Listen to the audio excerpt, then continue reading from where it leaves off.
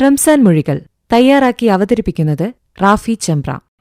പരിശുദ്ധമായ ഒരു മാസക്കാലത്തെ ആചരിച്ചുകൊണ്ടിരിക്കുന്ന സാഹചര്യമാണ് മുസ്ലിം മതവിശ്വാസികൾ റമദാനിലൂടെ ചെയ്യുന്നത്.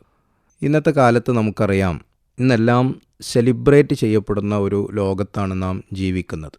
ജനനമാണെങ്കിലും ജീവിതമാണെങ്കിലും വിവാഹമാണെങ്കിലും എല്ലാം ആഘോഷിക്കപ്പെടുന്ന ഒരു കാലഘട്ടമാണ്.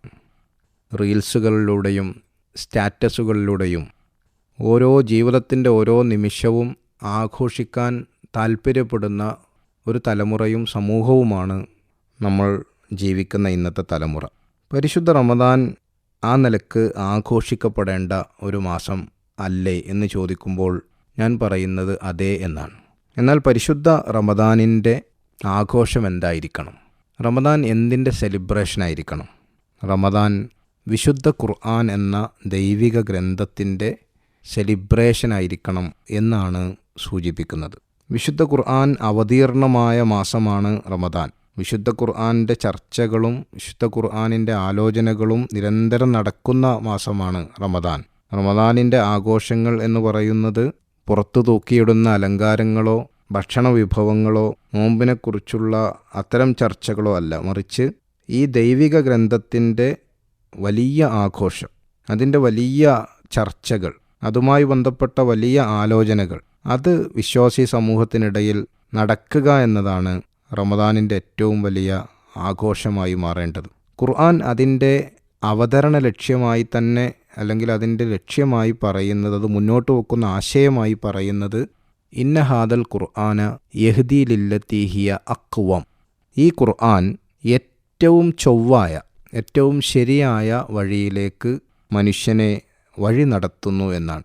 ജീവിതത്തിലാവട്ടെ, അവൻ്റെ ചുറ്റുഭാഗങ്ങളുമായുള്ള ഇടപാടുകളിലാവട്ടെ, മറ്റുള്ളവരുമായുള്ള പെരുമാറ്റങ്ങളിലാവട്ടെ, എല്ലാ കാര്യങ്ങളിലും ഏറ്റവും നല്ല ഒരു വഴി ഒരു വിശ്വാസിയുടെ മുമ്പിൽ ഖുർആൻ ചൂണ്ടിക്കാണിച്ചു തരികയാണ്. അപ്പോൾ ഒരു മതവിശ്വാസിക്ക്, ഒരു ഇസ്ലാം മതം വിശ്വസിക്കുന്ന ഒരു മുസ്ലിമിന് അവൻ്റെ മുമ്പിലുള്ള ഏറ്റവും വലിയൊരു വഴികാട്ടിയായി ഖുർആനിനെ കാണാനും ആ വഴികാട്ടിയായ, ആ ഗൈഡായ വിശുദ്ധ ഖുർആനിലൂടെ സഞ്ചരിക്കാനും ഖുർആനിൻ്റെ ഓരോ പദാവലികളിലൂടെയും ആയത്തുകളിലൂടെയും നടക്കുവാനും അതിലെ ആശയങ്ങൾ തിരിച്ചറിയാനും അതൊരാവർത്തി വായിക്കാനും ഞാൻ എങ്ങനെയാണ് ഒരു ദൈവവിശ്വാസിയായി മുന്നോട്ട് പോകേണ്ടത് എന്ന കാഴ്ചപ്പാട് രൂപീകരിച്ചെടുക്കാനും വിശ്വാസി സമൂഹം തയ്യാറാകാത്തതുകൊണ്ടാണ് ഈ തിന്മകളുടെ ലോകത്തേക്കെല്ലാം ഒരേ സമയത്ത് വലിയ ആഘോഷങ്ങൾ നിർവഹിക്കപ്പെടുന്ന, വലിയ വിശ്വാസത്തിൻ്റെയും ധ്യാനാത്മകതയുടെയും ആരാധനയുടെയും വലിയ മഹത്വം ഉദ്ഘോഷിക്കുന്ന സമയത്തും കുറ്റകൃത്യങ്ങളുടെ ലോകത്തേക്ക് കടന്നു പോകുന്നത്.